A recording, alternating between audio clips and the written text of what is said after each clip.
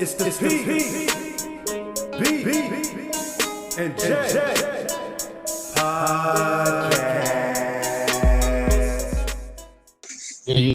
Yeah. You know what it is, man. We back. Episode number 23, I believe this is. I am your boy P.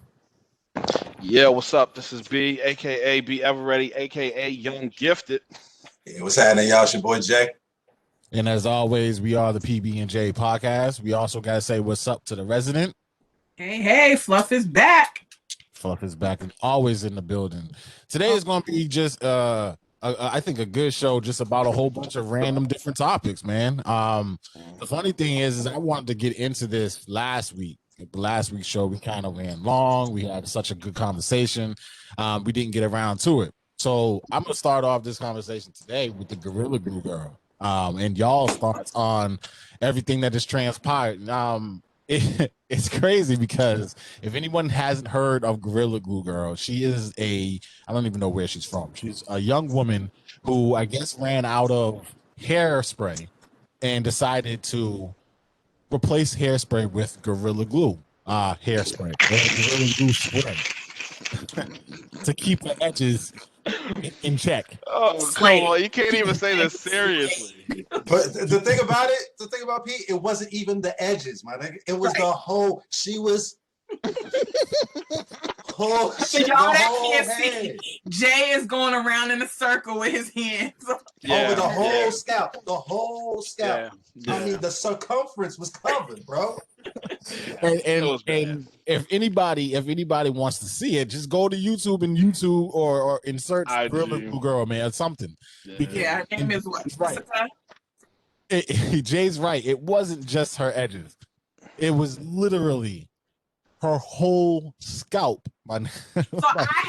So first of all, she's touched. Okay, let's just throw that out there. And I wish we talked about her because mental health, something wrong with that girl. Listen. You know, and she's a grown woman. It's not like she's some 20-year-old that she like in her 40s. Wait, no. Gorilla Glue girl. Yes, she's a grown woman. She's not a adolescent. She's a grown ass woman. She's not a teen. So we need to address she's that. She's like a mother, isn't she? Right. Yeah. I mean, that's not nothing. She's a caretaker of children. This is what I'm saying. Yeah, nah, you can't overlook that.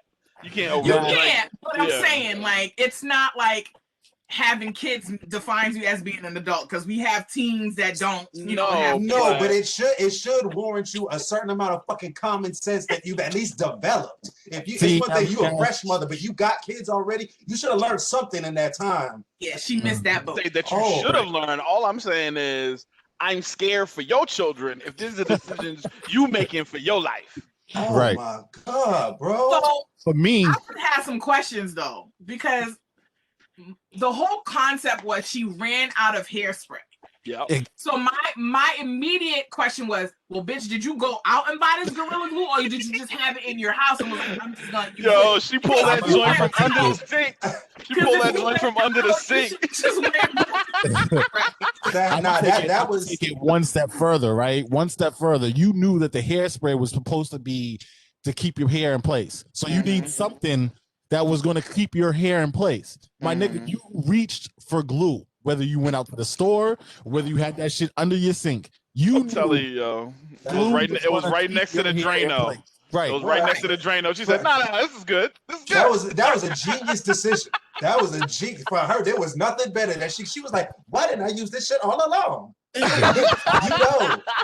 that's what's going on in her head. But y'all really fucked me up. I'm not over this. I swear to God, I thought she was somebody's child. That's why in my head this whole time I'm gonna actually look it up right now how old she is. Whoever her mother is, I need to apologize to you, miss, because I've been chastising you this whole time as a bad parent for not being there to check the shit out your kids. But the fact is, your daughter is grown as fuck, so you are absolved of any responsibility. Exactly. I'm so sorry. Absolved. Exactly. Now, for me, this brings up the question. Like I've been seeing on Twitter, I've been looking on Facebook, and people, feel some type of way about this. Some people are also in support of her. Please do not talk bad about this person. Like they're saying these things, and She had a doctor out in LA go ahead and perform a surgery that took all the glue out of her hair for free. The shit was $12,000 and he did it for free. Her GoFundMe has reached over like $100,000. Originally, I think it was set up for like 5,000 or something like that. So has over $100,000 right now in the bank. Do you guys? Her hair is back to normal.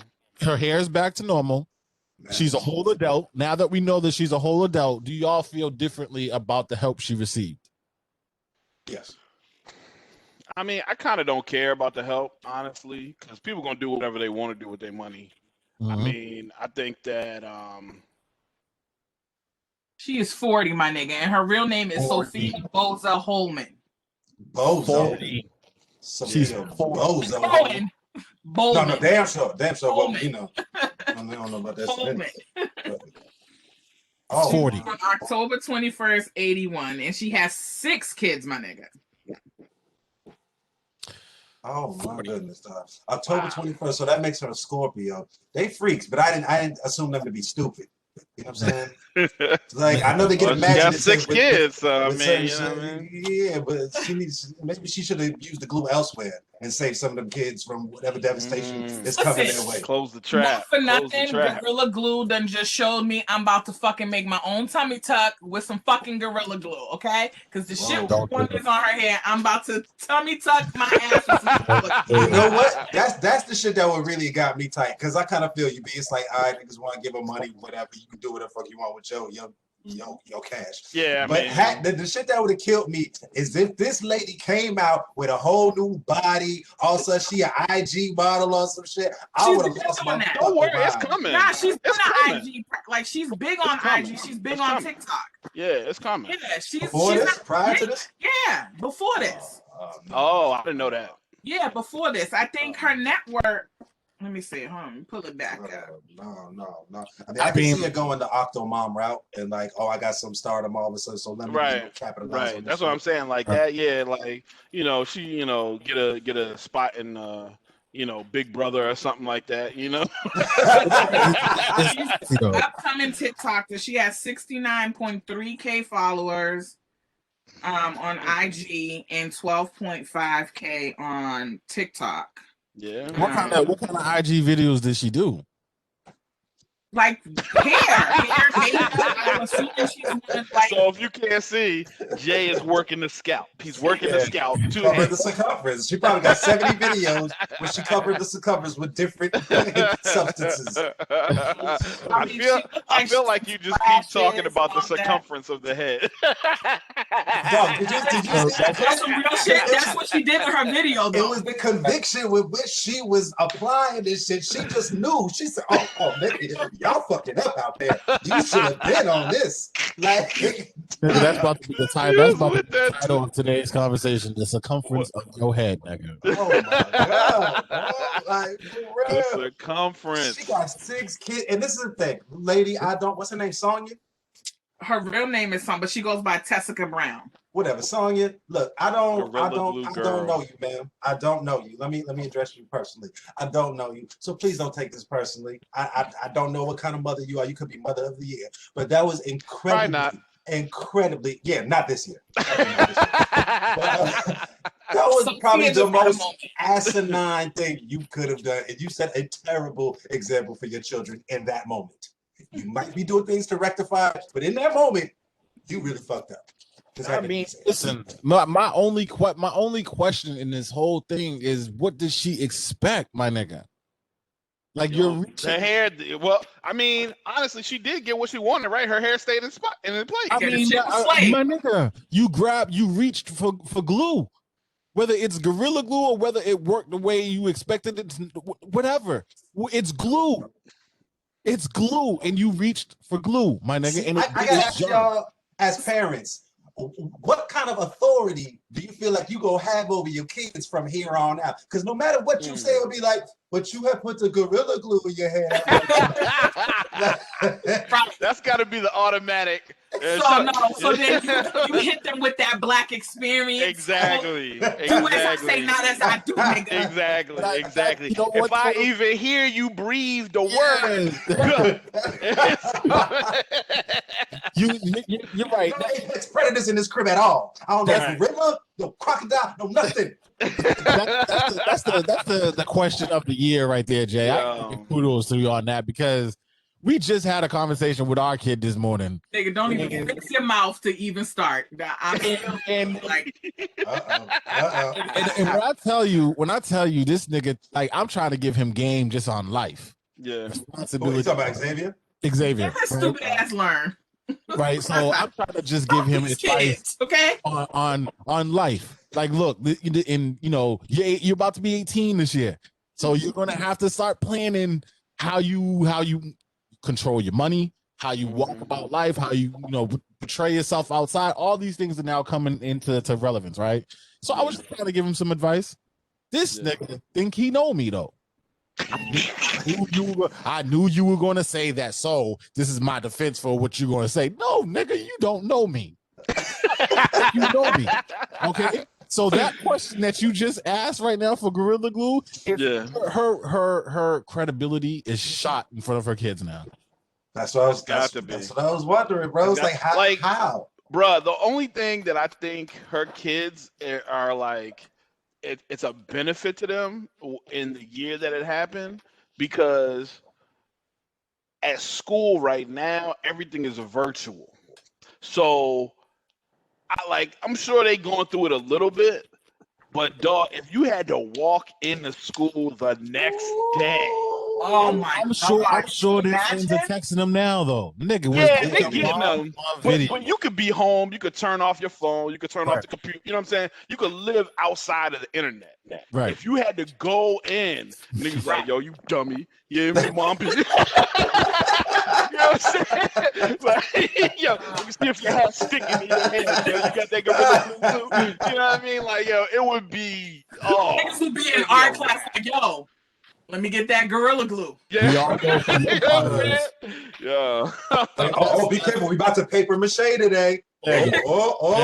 Sticky substances. It would never die. It would never die. You know what? But like my thing to that is, I feel like they probably still going through it, even because what you saying makes sense. If school experience was the same as our school experience, but now these kids get coddled and protected so much when they're actually in the environment of physical school. It's like we have a no bullying policy and no tolerance for any bullying or anything like that. That's true. So, I forgot and about you know what I'm all saying? that. So now it's all virtual, and like you said, all they got to do is stay off their phone, off their devices, but they can't.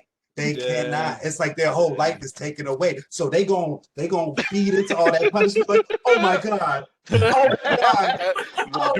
The doom scroll. It's like they can't help themselves. That's their life. That's their life. Oh, you embarrassed the fuck out of me in front of my friends, right? With your stupid ass. Showing their parents like, look at stupid shit.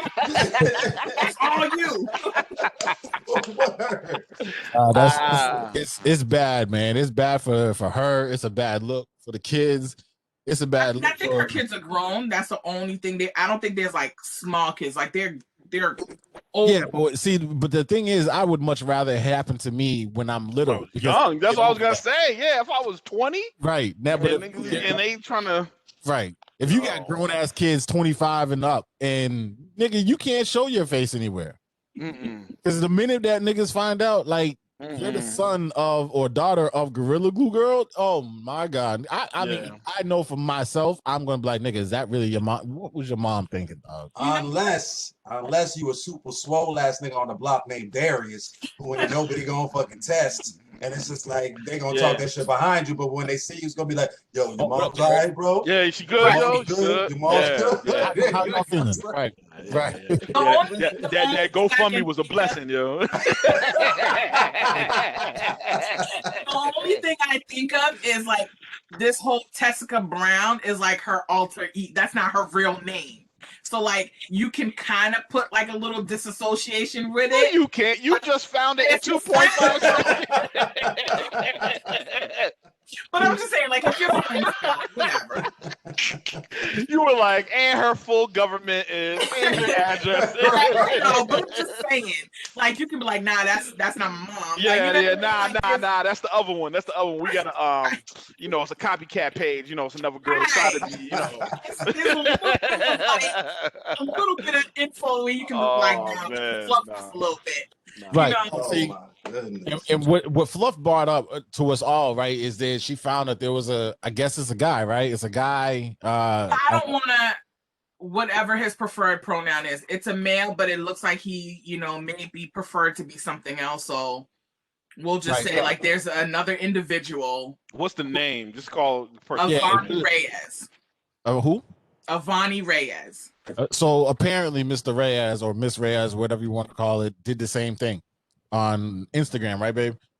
Yeah, and then immediately set up a GoFund. And this was just today, or this was yesterday? Before we go any further, just so we can clarify, my brother P meant whatever you want to call it in terms of like however you want to say the person's name, not whatever you prefer to the human now. being. Clean this up. Just make sure we all understand. Okay. Yep. Not trying to step on anybody's toes or disrespect anybody. It's just whatever. That's not how we move. That's not how we move. The preferred pronoun, whatever the preferred pronoun is what we're going to abide by. It's a shame that we got to go through these steps and waste our time clarifying this shit. But all these people coming from these sensitive ass high schools protecting from bullying. This is the fact. Listen, honestly, we might have to sidebar on that because honestly, dealing with bullies, dealing with people making fun of you all the time, it gave you enough toughness to walk out like from middle school to high school. You know what I mean? Dealing with it in high school gave you enough to go to college or go, start your life. Like, you know what I'm saying? Like, it's so much that you miss from not getting that toughness.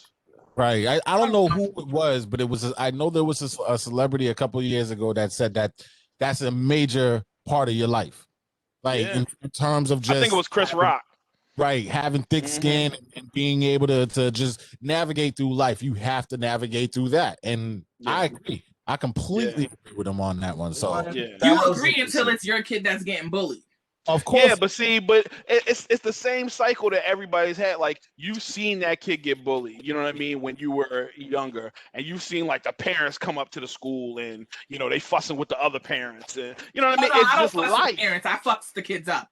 Well, see, whatever. Yeah, I mean, listen. First of all, we're not advocating felonies. But that's what I'm saying. Like, everybody's seen that cycle happen. So, like, it just kind of is what it is. And there are certain kids who are just extra aggressive at that age, or certain kids who are, not as much. They into themselves and they trying to find their own way, whatever it is. But dealing with that at a young age teaches you that your life is not always going to be soft and easy and nice and everybody got your back and everybody's looking out for you. That's not real life. It's not always daisies and roses and all that shit. And I know people. Go ahead, Jay. No, I was just gonna say, I think one of the things that's the biggest problem about that is that schools or society, whoever you want to blame it on, has conflated bullying with like regular childish ridicule. You know what I'm saying? Right. Which that ridicule, that's the thing that helps you develop that tough skin and thick skin, and helps you develop your mind where it's like, okay, I might have to think of something to come back quick, or I might have to figure out a way to defend myself against this, which is gonna manifest itself in, like you said, in different ways all throughout the course of my life. So this is a necessary skill that I'm developing here. And you get that from people that love you. You know what I'm saying? Right. Not even just people that are trying to make fun of you on some malicious shit. But bullying, to me, is when it gets like traumatizing and traumatic. I mean, you know what I'm saying? Once you cross over to like now you're physically harming somebody, now you're doing things that are really gonna affect this person's like sanity, their mental health and shit. Then Their yes, physical as a health, teacher, absolutely. now you got to step in. But at a certain point, you gotta be a little hands off and let shit unfold. Because I'm grateful as hell that I grew up around the people that I did, because it let me know like, oh Jay, you better be sharp with your shit, fam. Come on, because there's fucking wolves out here ready to get you. Right. I just have to like interject on just like that, because I feel like there is a slippery slope, there is a gray area, because while it can be like fun banter, like you just clowning on your boys and stuff, sometimes innocently we don't realize like that could be going through some fucked up situations at home and already gets ridiculed from his parents, and we're just adding to that. And so that's why schools now, take it seriously because you have kids like and you know, personal disclosure, my cousin hung himself because he was going through shit that we just didn't know. Yeah. I mean, granted, his didn't really have anything to really do with bullies, but like within the same context, like you never know what that person that you're teasing every day after school because his clothes are raggedy. You don't know if it's because his mom is like struggling just to make ends meet, or shit, she could be a fucking crackhead and just selling all the fucking shit for, you know what I mean? We don't know. Yeah. And so I think schools now, because of how society has changed, kids are overly sensitive, but then also we have to be mindful of there's a lot of times we've taught our kids whatever happens at home stays at home. So don't go to school running your mouth. And so they're carrying that shit like, damn, I don't have food to eat. My mom's on drugs, whatever, and I'm getting teased. And then they lose it. So I get like the, you know what I mean?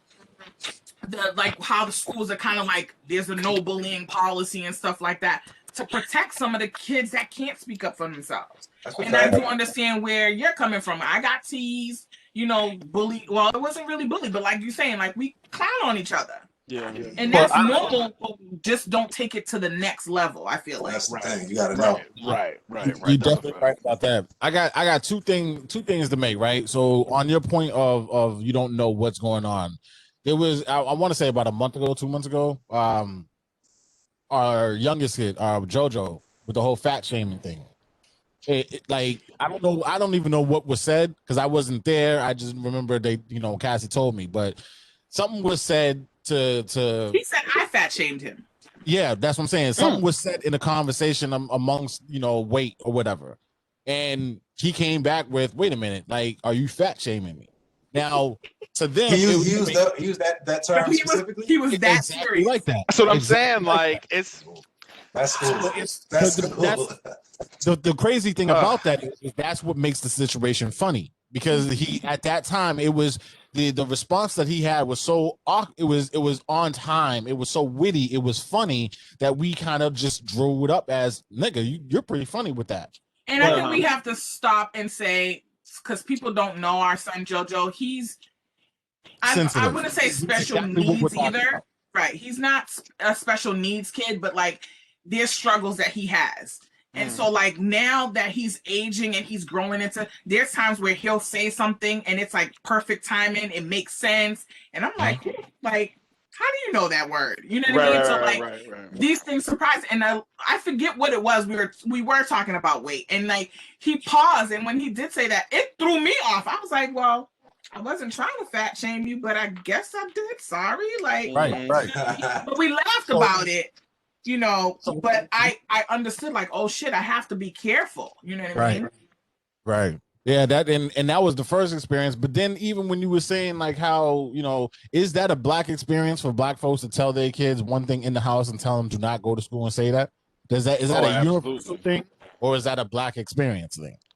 I think it's definitely, I think a certain element is universal because I feel like everybody has a certain privacy within their own homes that they like to maintain. And that children tend to be the biggest violators of that shit because they'll go blabbing their mouth about something that they really shouldn't be saying. Right. That being said, I think it's way more prevalent in the black community because what first runs through my mind is we have a lot of other issues to worry about than everybody else walking around. Like if our child says the wrong thing at school, then the whole fucking world could come crashing down for us. You know what I'm saying? Because we're already being stigmatized, because there's already such a prejudice or whatever. We have to move like we're always walking on thin ice everywhere we go. And the smallest crack could take the whole fucking lake down. You know what I'm saying? I'll be knocking at your door trying to take your kids. Exactly. When in reality, this is some regular shit. Nobody's at harm. Nobody's nothing. This might be just disciplining your child the way your child needs to be disciplined. But now at this overly sensitive ass school, they go over there and talk about, I had to go sit in the corner for a half hour. Oh my God, you were isolated?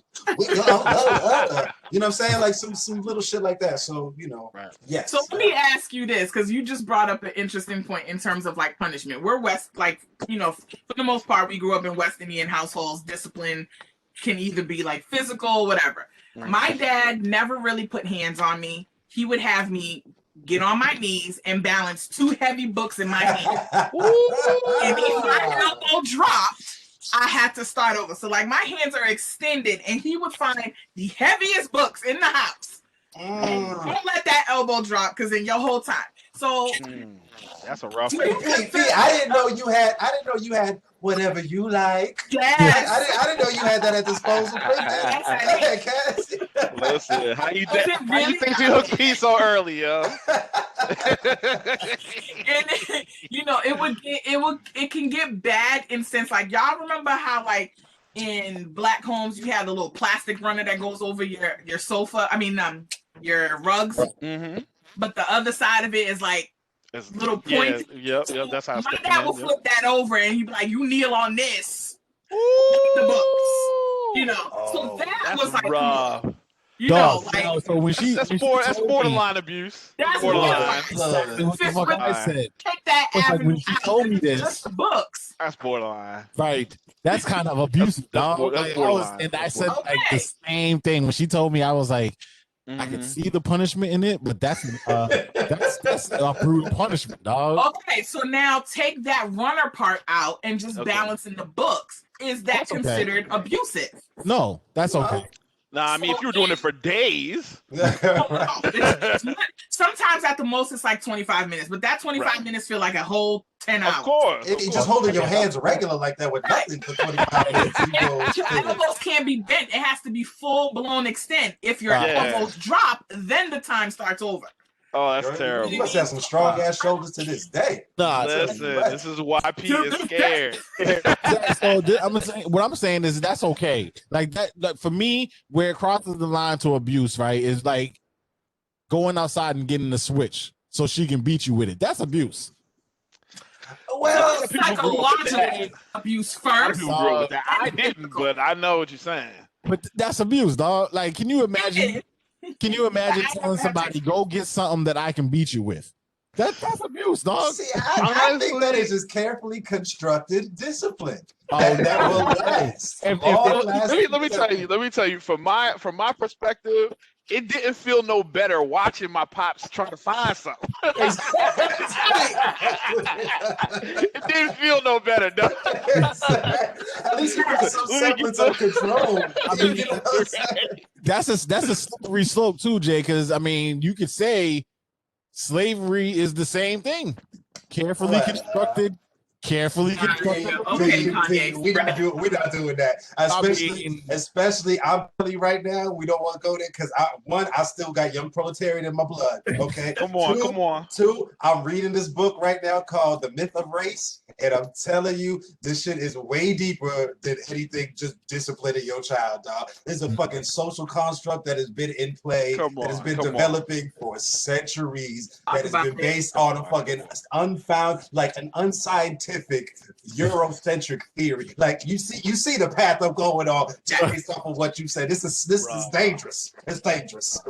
So hell no. Let that child walk outside slow as hell. Think about all the shit that they did with every step as they fucking grazing their finger up and down a little tree, they're trying to find a little twig and shit. Find whatever you want to bring in a twig that's too small. Have your folks send you right back outside, get a more suitable one. Think about it some more, then come back in and get this ass whooping, and then you understand why you getting the ass whooping, and I'm not gonna do that one again. Right. I think, you know what? I think I agree. I was just going to say, like, I think I have to agree because I think we had a conversation about building that fear within for your parents. That's right. And I think that falls under that.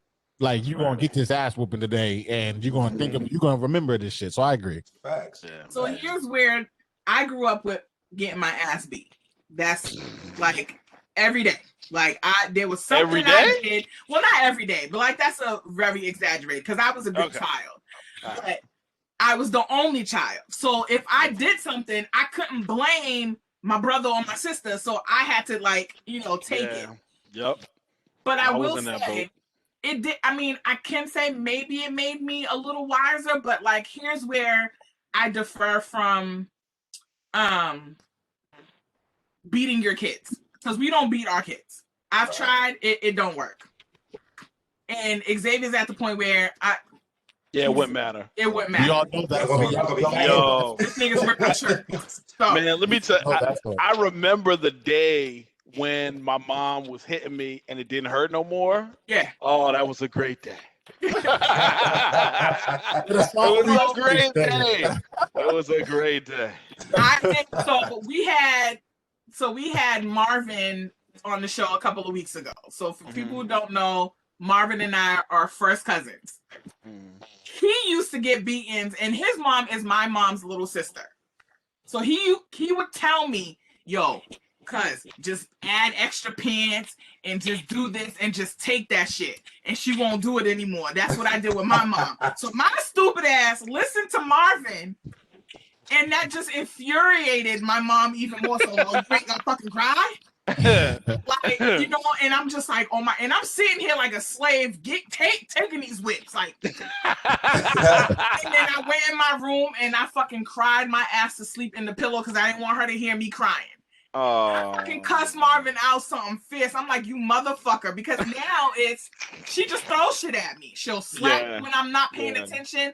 I just get back slap. I'm like, what I do? That was for last week, nigga. Like, what? This is too much abuse talk, man. Too much abuse talk. I got a question though, actually, based off of this shit. Okay. Because basically, like all this abuse talking, like bullying, talking about going too far and shit like that, it really makes me think about Malcolm and Marie, like the Netflix movie. Okay. This weekend with John David Washington and Zendaya. Zendaya or Zendaya? How you say I think Zendaya, but it could be Zendaya. All right, cool. So first of all, the movie was beautifully acted, amazingly written, like really, really dope. But the reason I bring it up is because the story, it's just the two of them in the story, and it just takes place in one night in just their house, just in this one night. And it basically deals with the development of this argument that they have throughout the course of the night. But this is a couple that has history.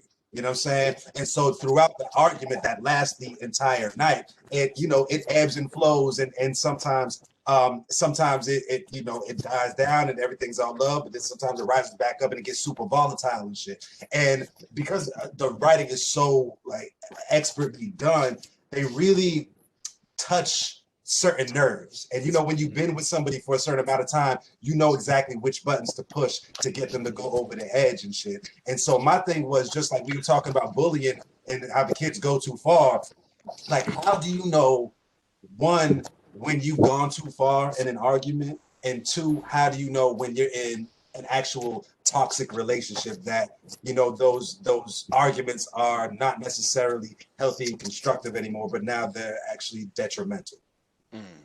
I think I can speak. Oh, go ahead, B. My fault. No. I was just gonna say, I don't know if I could speak to the second one. The first one, like, I don't know, like, if I went too far, if I say something and I'm hurt by it. Like, if I said something to you and I'm just like, oh damn. Like, you know what I mean? Like, to me, it's like, it's instant. Like, you crossed that line, you can feel it. It's like, yeah, all right, nah. Because, if you're dealing with somebody who you love on that level, like, you never want to inflict pain. So even though, you know what I mean, y'all are going back and forth, you might want to be, getting your point across, or, she did something to you, whatever it is. Like, at the end of the day, you still, want to be with that person and be together. Like, you ain't trying to, have something that it's like, now there's a scar there from you. You know what I'm saying? So to me, that's what it's been for me. It's just like, I can feel it. Right, man. I mean, and I've done this more than you guys possibly know. But it's always in the hereafter. I don't realize it until after everybody's calmed down, after everybody's gone to their separate corners, and then it would be either Fluff, Xavier, or somebody. One of them will come to me and be like, "Yo, the shit you said, kind of fucked up." And then it's at that point that I replay everything in your head, and you're like, "Oh shit, that shit really was kind of fucked up." Like. So that's for me. That's when it always comes, when everybody calms down. So if you need that external source to check, you be like, yo, you went too far. Right, and I mean, like Bud said, a lot of times you'll feel it. You know what's right and wrong. Everybody knows it. So maybe like when Bud says, after he says it, he immediately knows it. For me, it's always when emotions are removed. When everybody's at that even keel and emotionally we're thinking clear and we're not angry or whatever the case may be, that's when I realized, man, I should never have said that. You know, so like he's over here lying to y'all. I'm trying to be, I'm trying to grow as a person. We have to like really, really explain to him, like, yo, what you saying for fucking shit. Right now, that's what I'm saying. Like, it's usually you guys are telling me, like, and then I have to sit back and run it back and like, that shit was kind of fucked up now that they explained it. So, and to answer that question, Jay, I've like, and I said this on a past show before, like, I used to like the point for me in arguing was I needed to say whatever I needed to say to hurt you and not give zero fucks about how you feel because I'm trying to like hurt you in this argument. Like that's just, and over time, P will be like, that's not cool.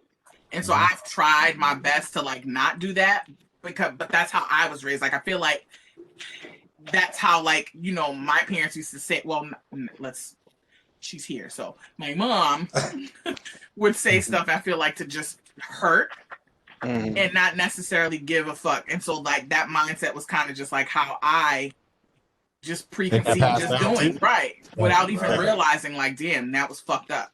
You know what I mean? It's over time, over the years of just me trying to check myself where now before I'm yelling at him or I'm processing what I'm going to say in my mind first before I spit it out.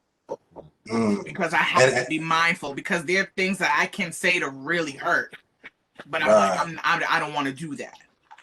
And see that's what I was thinking of with this movie. Well, one, two, that was going to be my response to you, Bud, is that because you said like you don't ever really want to hurt the person that you love, and I think that sometimes you do, and it's fucked up. But I think sometimes you really like if you get pushed to that point, or if that's true. You have that no, that's absolutely true. Process, you know what I'm saying? That's absolutely true. Yeah. If they hurt you and you feeling like, you know what? Nah, you got to feel how I'm feeling. Yep. Exactly. And, so and that's exactly what this. Oh, my fault, Pete. No, I was just going to ask you. So is it like more like you're being backed into that corner? So you feel like you have to. It's the poking the bear mindset. I feel like keep poking this bear, or like in 40-year-old version, nigga here now. You gonna keep poking, and you gonna get that nigga you looking for. You know what I mean? Like, and I think that's just a natural reaction sometimes amongst anyone. Like, you don't necessarily even have to be in a relationship. Like it's just like the same thing. Like if you have a supervisor that keeps like getting on you and stuff, one day you're gonna lash out at the supervisor. You're gonna say, "Fuck this job!" Like you wanting me to be this angry black person, because you keep finding shit to just say even when I'm not doing something. And so you know what I mean. It's a natural, I think, a reaction in any context. Yeah, and see, because like in the movie, they just keep digging, they just keep going, and then there's a point, there's always a point where you think, all right, cool, we've said the shit that we need to say to hurt each other, but it comes back. But the thing about it is that it's not, well, I don't want to say too much because y'all ain't seen it, so but it just begs the question of like, when is too much? When is it too much? You know what I'm saying? Because they keep coming back together, but then it just made me wonder, like, because they really go for the fucking jugular. Like in these arguments, they really do. But there's humor involved. There's still love there. It's like it's colored. You know what I'm saying? It's multifaceted. It's really beautifully painted picture of a relationship. Like honestly, but yeah. So like they really are pointed and targeted with their attacks. Like really trying to break the other person down. And so that made me wonder, like when is it beyond like, okay, we're fighting? When does it become too unhealthy and you realize, oh, this is toxic? You know what I'm saying? Like this is just not, there's nothing constructive coming out of this. I'm now in a toxic cycle of something that's gonna end up really fucking bad. Yeah, I mean, for me, I've always looked at it from the point of like, what are we doing this for? You know what I'm saying? Like, what's the point of the argument? Am I like supposed to be seeing what your perspective is on whatever we're fighting about? Are we supposed to be trying to come to some consensus about how we're gonna move forward? Like, what are we fighting about? Because I'm not a person who likes to fight just for the sake of fighting. You know what I'm saying? Like, I will have a debate. We can have a conversation, whatever. I love to talk, but like real fighting, like, nah, I'm really not about that. So if you want to have like continuous fights with me all the time and I'm not seeing where you know what I mean, the benefit is. That's, you know, to me, that's that breaking point. But like, I mean, I don't know, man. Like, you know, some dudes say, "Oh, I love that toxic energy," and da da da, you know, and they swear by the sex and all of that. But like, bruh, it's, you know what I mean? Like, bruh, it's the answer we have not found out to this day. Crazy what? pussy is the best pussy, dog. That's what they say, but yo, I don't. We not gonna dive into that because this is gonna go down a different rabbit hole. I'm just throwing it out there. I'm just throwing it out there. Shut up. That's what I'm saying. What it really bothers me that it's a fact. It really bothers me. I'm just throwing it out there, dog. So what do you do? What do you do? I want to answer that question about when is it too much? And kind of piggybacking off of Bud, when you are no longer feel like, when it just becomes how to one up an argument and how to just one up and hurt that person, it's time to just sever ties. Sometimes it's y'all good without each other, you know what I mean? Like, you can love someone, but maybe y'all shouldn't be in love in a relationship, because if you're wasting so much time and energy tearing each other down, then what are you here for? There's no, you know what I mean? Like, there's no reason to keep going. And I feel like you kind of know when you're at that point, and where it's kind of like, okay, we just we're not compatible, and that's okay. You know what I mean? But I feel like a lot of times people make that mistake of just trying to stay on or in a relationship for too long because there's kids involved, or like, you know, there's just so much, and it's too much, or it's cheaper to keep her. Like no, like we gotta go back to our mental health. Like, if you're not right with your mental health and your relationship and everything is all connected. You know what I mean? And so I feel like we have to either have the real grown-up conversation and say, like, maybe this ain't what we're supposed to be doing. Yeah. You know. See, and that's to me, like, why, like, when it comes to relationships and marriage and stuff, like, to me, a lot of people just don't take it serious. You know what I'm saying? Like, to me, like everything that you're talking about is super valid. Like, but that's like for folks who, you know, really want to invest in their relationship, like do the work, all of that, boom, boom, boom, cool. But then on top of that, you got to know that person if you're trying to progress to now being married. Because to me, marriage is something that you only do once. So, you know what I mean? Like, you know, and people just take it for a joke. So, you know, they just, oh, yeah, I've been married 6 times. You know what I mean? It just wasn't the right fit. You know what I mean? Like, that's just super corny to me. I don't know. Yeah, to me, I think it's because it really had me analyzing shit, and because I've been a victim of the toxicity, you know what I'm saying? And just we've all been a victim. Yeah, you know what I'm saying? And it's like you get trapped into it, whatever it is that's keeping you there, you get trapped into it. But the thing that made me realize when it's time to break the cycle with anybody is when your peace is in a perpetual state of disruption. Right. You know what I'm saying? And I've realized, and this is one of those things like we talked about last week, like wisdom is one of those things you can't buy. You know what I'm saying? And this is one of those gems that I've accumulated in time and through experience that you cannot put a price on peace. You know what I'm saying? And so if you disrupt that for me, and it's just constant, then look, I don't give a fuck what you do for me. You gotta go.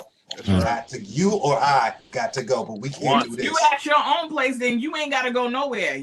The other person gotta go. Right. And why are we here? Nah, I gotta give you an applause on that one. If you can't have peace in your own home, dog, then it's man. Because there's a lot of people who, you know, they driving home at the end of the night, or, you know, whatever it is, not now, but like, you know, you logging off the computer, you're like, I gotta go in this room and deal with this girl. You know what I mean? Like, yo, if it's to that point, like, what are you doing? Right. You know what I'm saying? Like, life is too short, bro. Joke around. When you moving out, P? I don't know. I have to evaluate some good things. when Xavier saves up enough money, right? Exactly. Because we're up against it, we're gonna. It's on Bud this week to do the BlackLight, man. We definitely got to get the BlackLight in before we get out of here. So definitely. You want to toss it over to Bud for this week's BlackLight? All right, bet. Um, had to talk about this gentleman because he's just a legend, an ambassador for the game he played, and also for our race as well. I'm talking about Henry Louis Aaron, better known as Hank Aaron, Hammer and Hank. Um, just one of the greatest baseball players of all time. We know he just passed away on January 22nd of this year. Um, so I wanted to just make sure that we shine the black light on him before we got too far away from his passing, because I mean, this is a guy who broke the one of the longest standing Major League Baseball records in terms of career home runs. And it was a record that, you know, Babe Ruth has set back in the day, and nobody thought that anybody was ever going to beat that record. And he was the guy to do it. He was the right man for the job. And you know, he's just, you know, all over the record books. Major League Baseball Hall of Famer. You know, he played the most all-star games with 24. He was actually selected for 25. Three-time Gold Glove winner. And National League MVP in 1957, which is also when his team, the Milwaukee Braves, won the World Series. So, I mean, he's got, you know, career records for most RBIs, most extra base hits, in total bases. I mean, this guy's just all up and down the record books. But I mean, you know, after his retirement, you know, he went on to be in the front office with the Atlanta Braves as a senior vice president. Um, he was also awarded the Presidential Medal of Freedom in 2002. So, I mean, this is a guy who just exuded class and dignity all throughout his career. Just was another shining example of the black men from this. I just want it's like this era, like the 50s, 40s, 50s, 60s, 70s. Like they were just guys who just were icons, and they were showing us how to move the right way without engaging in you know, the negativity that was coming their way. And they showed us how you could still excel and not have to deal, or not necessarily have to deal, you had to deal with it, but showed how to move through it with dignity. And man, like I said, this dude's just, you know, incredible player, more incredible person. So this week we're gonna let the black light shine on Hammer and Hank Aaron. Shine on, Shine on, brother. Shine on, brother. Shine on.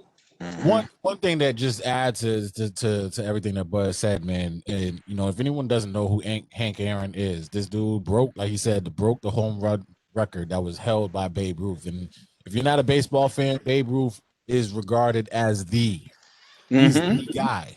He was Michael Jordan Right. of baseball. So for this man to take over that record and to do it while the country, the world did not want him to. Yep. They did not want a black man to take over this record. There were death threats at that game. He had death threats. They said, you know, he was getting threats that he was going to get sniped at home base. You know, it was serious. They had a lot of security in the stands, like that last, you know, couple of games, because it was getting serious. Right. And I believe the game that he broke it, there was a guy that ran on the field as he was like rounding second base, a white guy. Yeah. No one knew what was going to happen. No one knew, like, if it was this guy coming to do some harm. Like, right. So, right. Thank God he didn't, but clearly was not on their job at that point. Clearly, at all. They probably let him on. But for him to break this record with all that going on in his personal life, that is, I don't know if there's any story in sports that would be more prominent than that. Like, for everything he had to deal with. So kudos to him on that, man. Shout out on that. wow. But Hank Aaron, man. one of the things that I have a question for you guys, and I know it's gonna. I mean, we're up against it, but do you guys feel in today's age there's not enough people that's stepping up to do what's right for Black folks? I mean, we talked about, you know, we talked about these movies that we're watching now, man, and we're seeing the greatness of these people that we're talking about. We shine a black light on someone great every single week. It's not just a Black History Month thing. We've been doing this for almost a year now. Right. In you guys' opinion, do you feel we are lacking that right now? And do you feel that we need that right now? What need more emphasis on the contributions of Black people? More emphasis on everything for Black folks. Everything. I mean, what the Black Panther Party stood for, I mean, regardless of all the semantics and what happened in the dismantling of the Black Panther, like what they stood for, the fundamental baseline of what they stood for.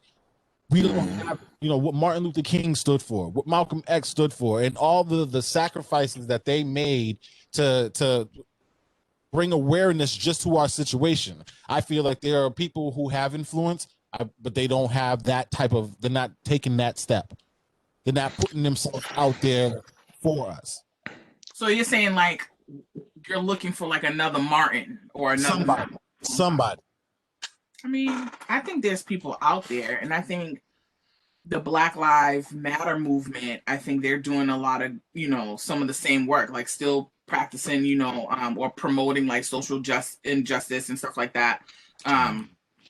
So if you're looking for like the poster boy or the poster girl to like lead that, I mean, I think we're not going to find those anymore because there's so many people who want to, send that same information. You have like the Tamika Mallory's and like the people are out there like pushing that out on social media. I think the society has changed. Like we have social media outlets that like we can put this to the masses without like Malcolm didn't have that handy. There was no internet and stuff like that, like when they were trying to get their word out. And so that's why the marches and stuff like that. But I think also, man, because of the times that we're in, like too much about everybody.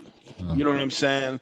Like, and now I'm hearing, after the fact that, maybe Martin wasn't as much of a philanderer as had been previously thought, right?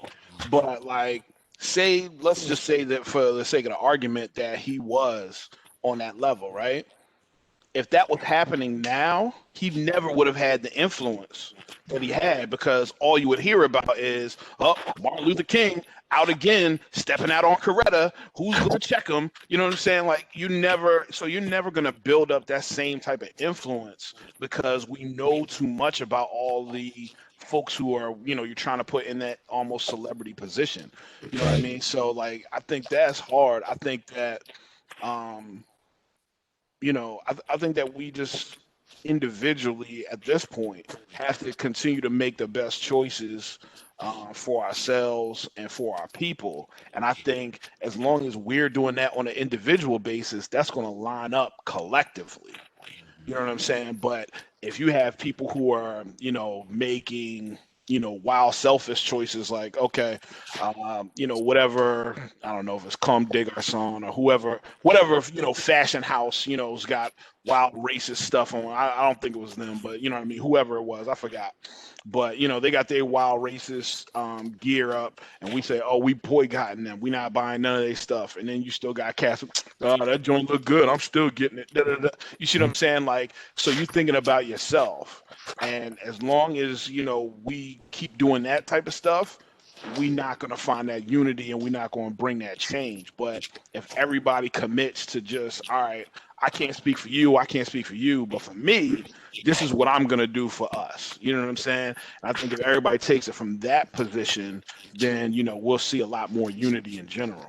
And that's kind of what I was going to bring up, just in terms of because you had mentioned the times were different, and I think that's one of the biggest factors is that because the times are so different, because we've already we have ancestors in a previous generation that already went through some real thick shit, you know what I'm saying, to set us up in positions that we're in today, it makes me wonder whether or not we've gotten too complacent with that. And whether, because that same immediacy isn't there anymore. Like, we don't have to worry about police just coming out with their attack dogs and just coming at us without, you know, with impunity. I mean, even though we do, but like it's different. It's a different. It's not the same. Exactly. It's not as overt now, and they're going to be held accountable in, you know, a more severe way now. You know what I'm saying? And so it's like, are we too comfortable with our conditions now? And you know, absolutely. Maybe we are. We might be too comfortable to have it create another, you know, superpower like a Malcolm or a Martin that's going to affect, like you were saying, about the masses, because we don't have that collective mentality anymore. Yeah, I think you hit the nail on the head.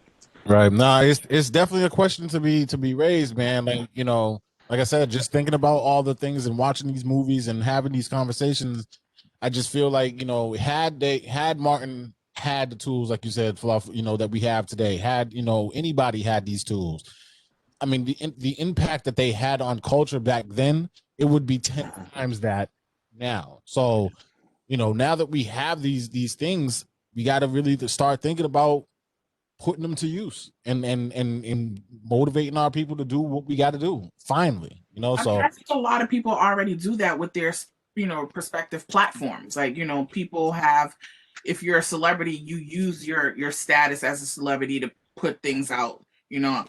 It's just sometimes within that industry where it's so dominantly by white people, you kind of could be blacklisting yourself if you step out and say stuff, you know. So I think people, it's another slippery slope for folks as well.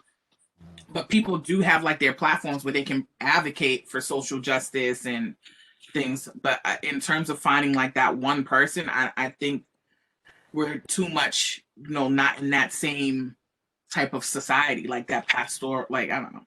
Right. Yeah. This, like I said, just thinking about those things, man. We up against the clock, but guys, shout outs. Anybody? Hi, mommy. And you know, to anybody who, you know what, protect your peace, people. Protect your peace. That's right. For me, obviously, shout out to the wife. Appreciate you, love you. Thinking about you. Yeah, nice. Absolutely. Also getting ready. I'm about to drop this next project on Friday, talking about a lot of issues that we just spoke about. So, you know, I mean, check out for it. And if I'm telling you, fucking fire. I said it last week. I don't know how many times I gotta tell y'all. Hey, we coming with it. I know Jay got some more stuff in the stash too. Fire. Man, Fire. These beats I made this past week. Ooh. Ain't a problem. Yeah. Fluff, any shout outs? Shout out to our, you know, day one listeners, our new listeners. Thank you for, you know, riding the PB&J train, and you know, I'm fortunate to be able to be a part of the show with you guys. A little bit more consistent this time around, but you know, so thank you guys for always having me on without giving me bullshit about it. And that's it. Everyone just, you know, stay safe and protect your peace, like Jay said. You know. All right. I hear you. Yeah, and just shout out. I want to give a shout out to the Toronto Raptors. Now, I mean, I'm a Boston guy. I love my Celtics. So to the left. No, it is. It is very to the left, because the NBA just ruled that if anybody knows, Toronto Raptors have been playing their home games in Tampa Bay. And supposedly it was only supposed to be a half a season thing, but the NBA just came out and said, listen, you guys are going to be there all year. So every game that these guys play is a road game. You know, so I just wanted to give them shout out, because that's probably, I couldn't even imagine. I couldn't even imagine what that's like. But hopefully you guys, you know, this season goes by quick for y'all, whatever, man. But I know that must be tough. So shout out to y'all. After just being in a bubble. Right. Yeah. Exactly. So, you know, so shout out to them, and just shout out to everybody that listens to the show, man. Again, I mean, we're nothing without our, you know, the listeners and then everybody who downloads and goes to the YouTube channel now. So thank you. You know, And shout Shout out out to to Grind Grind City City. TV. right. That's right. And I was just about to say, you know, for anyone that's new to the show that wants to know how to get, you know, to view us, to listen to us, we're on pretty much every platform as far as the radio side for the podcast. Obviously, on the video side, you can see us on YouTube. You can see us on Grind City Roku app. That's another place that you can see us. And we're out there on Instagram, the PB&J _ podcast. That's the name for the Instagram page as well as the Facebook page. You can email us at the PB&J podcast #3 at gmail.com. You can give us a call if you want to give us a call, 781-607-4060. I know that's a lot of plugs, but we out here, man. So, you know, shout out to everybody listening. Till next week. To the crew. Deuces, man. Y'all be easy. Yep.